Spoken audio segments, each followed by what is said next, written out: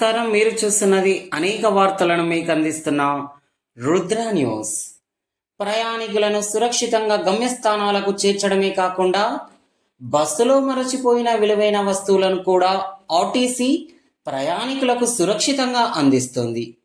సిద్దిపేట నుండి హనుమకొండకు ఆర్టీసీ బస్సులో ప్రయాణించిన మహిళా ప్రయాణికురాలు శోభారాణి 4 తులాల బంగారం బట్టలతో కూడిన బ్యాగ్ను బస్సులోనే మర్చిపోయింది.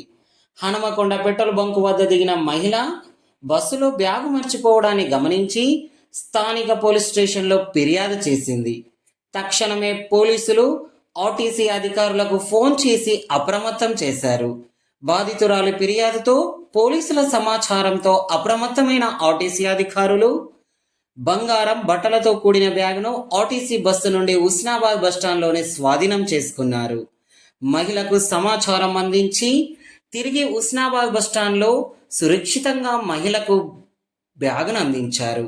బట్టలు, బంగారంతో కూడిన బ్యాగును సురక్షితంగా అందించిన Husnabad RTC controller Lakavath Hari, security సిబ్బంది లకావత్ వెంకటేష్, మహేందర్లకు మహిళా ప్రయాణికురాలు ధన్యవాదాలు తెలపగా అశేష జనం ప్రశంసలు అందజేశారు.